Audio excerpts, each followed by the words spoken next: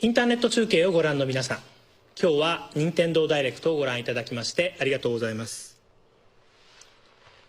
任天堂ダイレクトは任天堂のゲームに関する新しい情報をインターネット中継をご覧の皆さんに直接お届けする新しい試みです。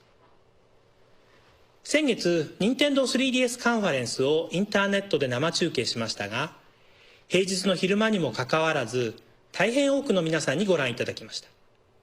ご覧いただいた皆さんに改めてお礼申し上げます。この結果を踏まえて私は任天堂の内部で新たに一つの提案をしました。それは先日のカンファレンスでお届けしきれなかった情報を皆さんに直接お届けする新たな試みにチャレンジしてみてはどうかという提案でした。Hey there, my Muñaños gamer, gaming fans, and enthusiasts for video games in general. This is Jesus from Jesus Gaming, and in this episode of Continue Gaming and Podcast, I think it's time that we should delve into the stories of the visionary who shaped the world of video games. In this special episode, we're dedicating our time to a man who was more than just a president of a company.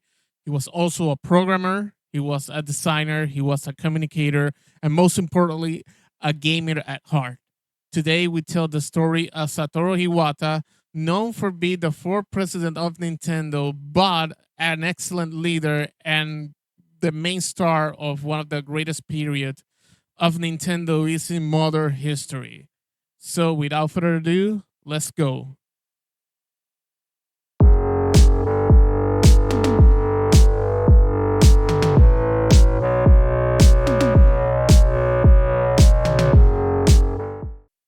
Now, to understand the profound impact Satoru Iwata had on Nintendo and the entire gaming industry, we have to go back to his root.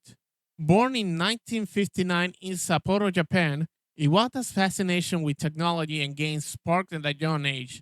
In high school, he was just playing games. He was creating them on a programmable calculator, much to the delight of his friends. This passion led him to the prestigious Tokyo Institute of Technology, where he majored in computer science. But for Iwata, the real education was happening outside the lecture halls. He and his friends will spend countless hours at a local computer shop experimenting and honing their programming skills. And here's what the seed of his future giants were sown. In 1980, while still a student, Iwata joined a small fledgling company born from his very group of friends, HAL Laboratory. Yes, this is a first step and the first hint on what was to come with Iwata and Nintendo. At HAL, Iwata wasn't just an employee, he was a driving force. His official title was programmer, but he wore many hats. His genius levels of coding skills quickly became apparent. He was the kind of programmer who could decide and understand the complex code in record time, a skill that will become legendary. He was instrumental in the development of early HAL titles, but his most significant early contribution was arguably saving a game that will become a cult classic called Earthbound. The project was in disarray and on the verge of cancellation. Iwata, with his incredible problem-solving abilities, stepped in and essentially rewrote the game's code from scratch, salvaging the project and solidifying his reputation as a programming wizard. He was also a key figure in the creation of certain pink puffball who will become one of Nintendo's most beloved characters, Kirby. While Masahiro Sakurai is credited as Kirby's creator, it was Iwata's leadership and programming prowess that brought Kirby's Dream Land to life on the Game Boy. But HAL Laboratories, of course, faced turbulent times. By the early 1990s, the company was on the brink of bankruptcy. It was then Nintendo's president, the formidable Hiroshi Yamauchi from the known Yamauchi clan, who saw something special in the young programmer. Nintendo invested in HAL with one crucial condition: Satoru Iwata was to become its new president. And at just 33 years old, the programmer became the president. And in a remarkable turnaround under his leadership, HAL Laboratory was saved from financial ruins. So this kind of a details destroyed the stigma or the uh, commonly known thing that is not true is that the HAL Laboratory is not a subsidiary of Nintendo. Nintendo just invested in the studio with certain conditions. It's not that HAL Laboratory is completely committed to Nintendo specifically. So this a big thing in gaming culture debunked. Iwata's success at Hall did not go unnoticed by Nintendo leadership. At the dawn of the new millennium in 2000, he was invited to join Nintendo as the head of his corporate planning division.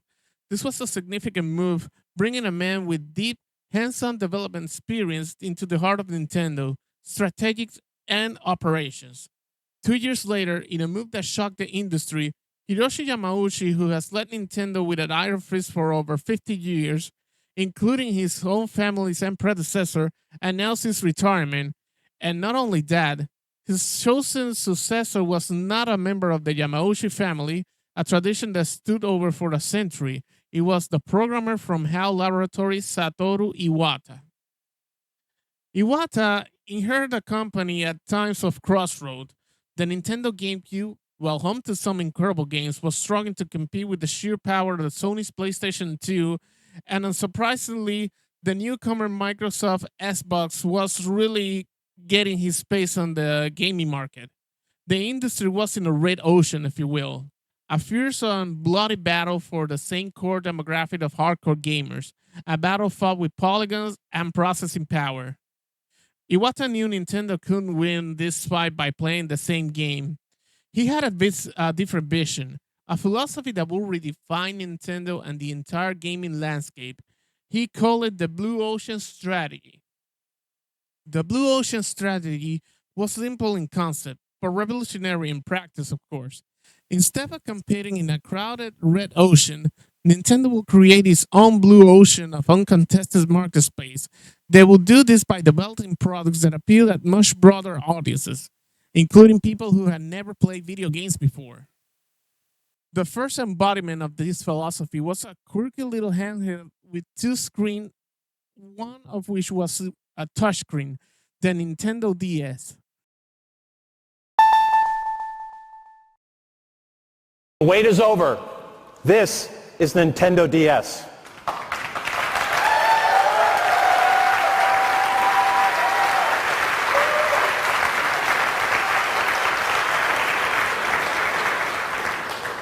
From the time we announced its code name, you've known these initials to represent the most obvious feature, dual screens. But that's not what the initials stand for to us. DS has a much larger and more relevant meaning. DS, Developer's System. In creating DS, we've given the world's most talented game makers new tools to work with, new ways to express their imaginations, and of course, in the end, new enjoyment for all of us. The result is this. DS not only changes Nintendo, it changes our industry. Released in 2004, the Nintendo DS was not a graphical powerhouse, but it was innovative, accessible, and fun. Games like Nintendogs and the Brain Age captured the hearts of millions who would have otherwise picked up a gaming device. The DS went into becoming one of the best-selling video game consoles of all time, a testament to Iwata's vision and, of course, carrying on the legacy that it was left behind the Game Boy days. 2 years later, Nintendo will unleash a phenomenon upon the world. We gave you DS, a new Game Boy, and new games to play on them. And now you say, you want a revolution?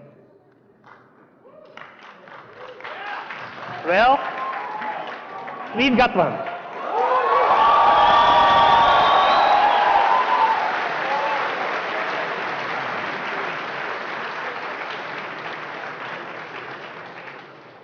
This is a Nintendo Revolution prototype we have with us for meetings this week in Los Angeles. Clearly, Revolution is by far the smallest console we've ever manufactured.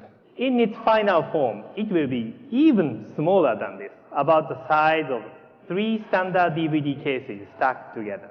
It will play either horizontally or vertically. These are the prototype colors we are thinking about.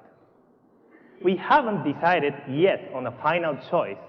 Maybe you and your readers would like to let us know what you think. Revolution games will play on 12-centimeter optical disc. These games, along with all GameCube software, will play through the same self-loading media drive. Owners can also choose a small internal attachment to play movies and other DVD contents.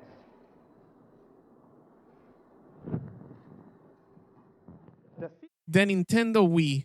With its intuitive motion controls, the Wii broke down the barriers between players and games like never before. Suddenly, families were gathering in their living rooms to play virtual tennis and bowling. Grandparents were swinging a virtual golf club with their grandchildren. The Wii was more than just a console, it was a social event.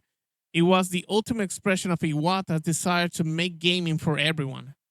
The Nintendo DS and the Nintendo Wii were monumental success, propelling Nintendo to unprecedented financial highs, but for Iwata, it was just never about the number. It was driven by a desire to bring joy to people's faces. He wanted to connect with the players who were at the heart of everything Nintendo did. This desire for connection manifested in two Satoru Iwata's most beloved creations, the Iwata X series and the legendary Nintendo Direct. Hello, this is Satoru Iwata from Nintendo. It looks like I'll be delivering the first Nintendo Direct of 2014 directly to you. For global broadcast, we usually start streaming Nintendo Direct in the morning, so thank you to our live stream viewers for joining us at this later time. For today's first title, we have a new trailer. Please take a look. The Iwata Ask was a series of in-depth interviews published on Nintendo's website, but these weren't your typical corporate public relationship pieces. Iwata himself, the president of the company, he will sit down with the developers of both Nintendo's hardware and games. He will ask insightful, often technical questions, and only a fellow programmer could. This interview were treasure trove for fans, offering a rare and a look into the creative process behind their favorite games. They showcase Iwata's true curiosity and deep respect for the craft of game development. Then came Nintendo Direct. In an era where gaming news was dominated by the spectacle of E3 press conference, Iwata shows a more personal approach. The Nintendo Direct were online video games presentation often hosted by Iwata himself, speaking directly to the gaming community. They often charming, often quirky, and packed with excitement announcement. Iwata's gentle demeanor and union enthusiasm were the stark contrast to the sleek corporate presentations of his competitors. He wasn't just a president, he was a friend. He was someone who were sharing a passion for games with millions. And that's something that resonated, of course, with fans and both Nintendo's core fan and casual gamers. However, the incredible success of the DS and Wii was a thought act to follow. The Nintendo 3DS, the successor to the DS, had a rocky start. At the outset, we're not just raising the bar, but we're making that bar extend far into the distance. 3D play on Nintendo 3DS is on the way.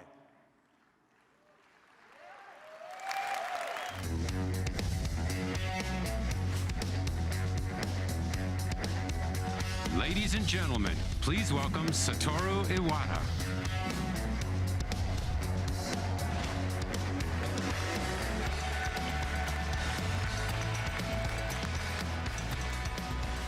Everyone, this is Nintendo 3DS.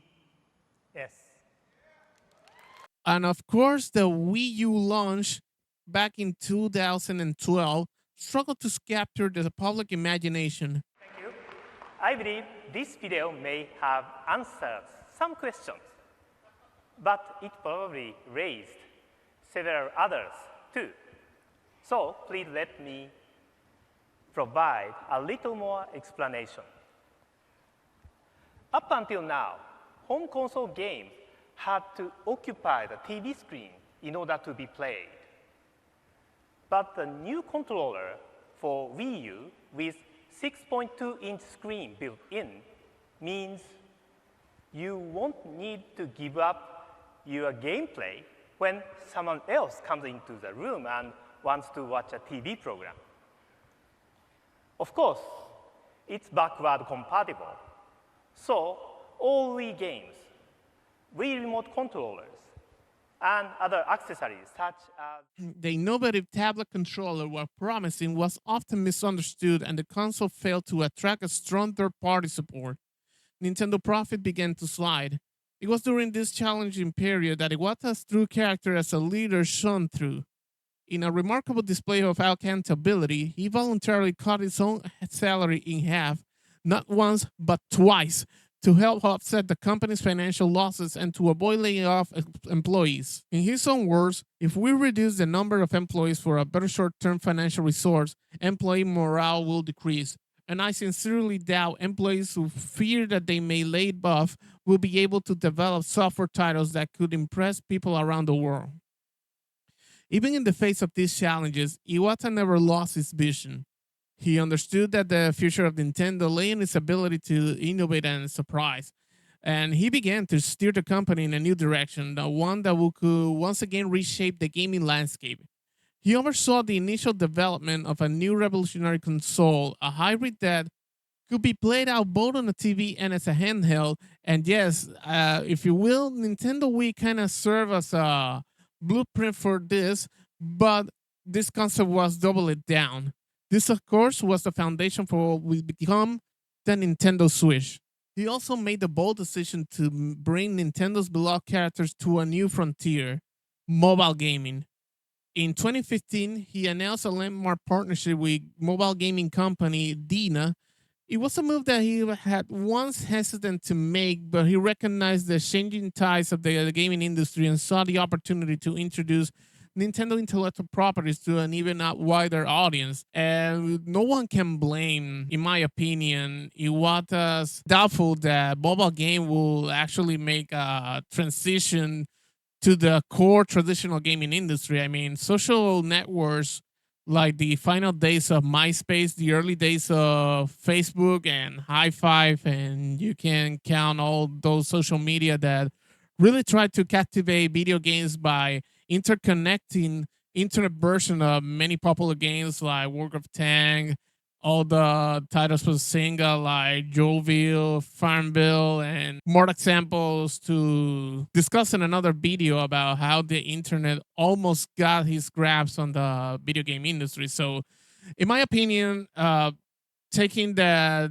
social networks never did maintain its high because, yes, it did launch and like a rocket, it went up, up, up until the momentum just got over. So Satoru Iwata was right to be doubtful if Nintendo should ever consider to go with the mobile gaming route, but eventually did back in 2015.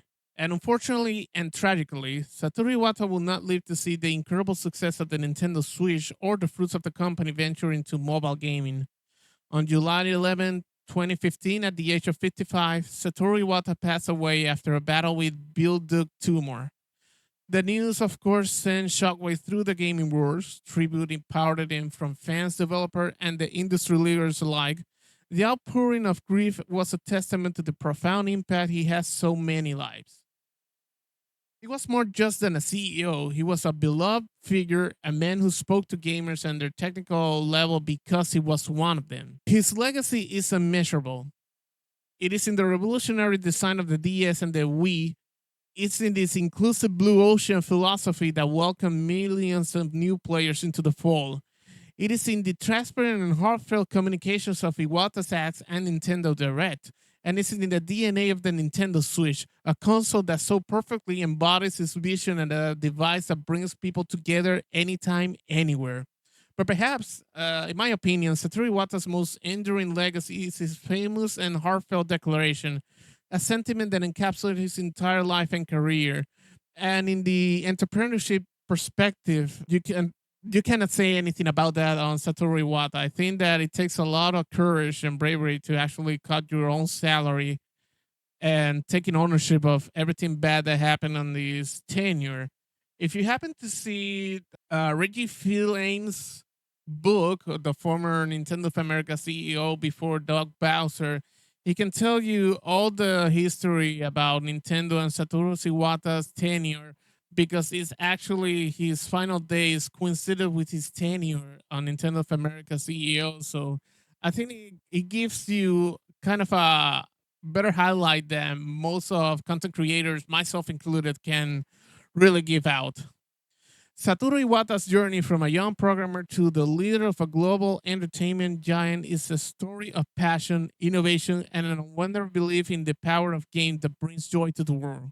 He was a true picture pioneer, and his heart will forever beat on the games we play and the industry he helped to shape. Thank you for joining us in this special episode. And please share us in the comment what did you thought about this kind of a piece of Satoru Iwata and a piece of Nintendo history in one of these greatest time. Do you agree that maybe Satoru Iwata's tenure can serve as an example for future executive entrepreneurship? Let me know in the comments. Also, don't forget to hit the like, subscribe, the notification bell for everything gaming news, retro gaming, continuing news and gaming podcasts, and gaming in general. This was Jesus from Jesus Gaming, health and success, and happy gaming. Rest in peace, Iwata-san.